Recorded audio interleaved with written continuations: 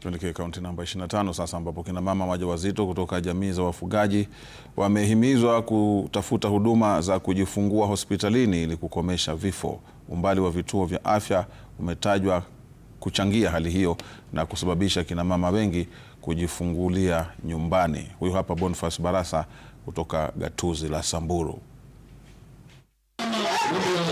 Ni kambi ya matibabu ya bure iliyoandaliwa katika zahanati ya Ngutuk Engiron, Samburu East, makumi ya wakazi wakijitokeza kuhudhuria kambi hiyo.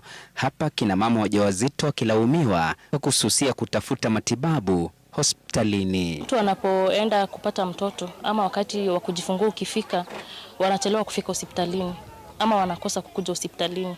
Kwa maana wengi wao pia wamezoea kujifungulia nyumbani. Wengine wanapata mambo ya kuvuja damu zaidi, wanapata mambo ya maybe mtoto pia kutokuwa na nafuu ama afya njema wakati anapozaliwa, na hapo unapata mama hata anapoteza maisha ama mtoto anapoteza maisha ama both mama na mtoto wanapoteza maisha. Lakini ni kwa nini akina mama wajawazito kutoka jamii za wafugaji wanadinda kusaka ganga za hospitalini? Literacy najua ni shida kubwa sana kutoka area hii, na pia umbali, watu wanakaa mbali, saa ingine mtu anawezwa kukuja hapa, lakini sana ni inataka kuwa public participation ile kuelimishwa. Sisi hatuna nini ya kuenda na hospitali. Sasa tunaomba sana, asante kwa njia mlikuja hapa, umetusaidia sana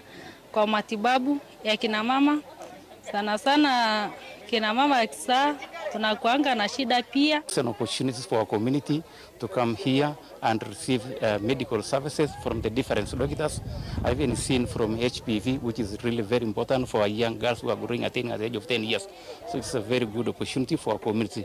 And I would like to urge all our communities to come in large number and take advantage of this opportunity. Wataalamu wa afya wamedai hali hiyo huchangia ongezeko la vifo vya kina mama wanapojifungua. Maternal mortality is still a very rampant amongst the pastoralist communities in northern Kenya, and one of the most contributing factors is the fact that women do not, poor health-seeking behavior. Contributing factors to maternal and child health are lack of knowledge and awareness about the causes, and so we are really pleased and proud of NARET for doing the work in the community, not only to raise awareness. Zaidi ya kina mama 500 wamefaidi na matibabu hayo ya bure ya siku 3. Uhalisia huo mchungu unapoibuliwa, wito umetolewa kuzishawishi jamii za wafugaji kuhakikisha wanasaka ganga za matabibu hospitalini, hususan akina mama wajawazito wanapojifungua, katika mchakato mzima wa kukomesha vifo vya kina mama wanapojifungua.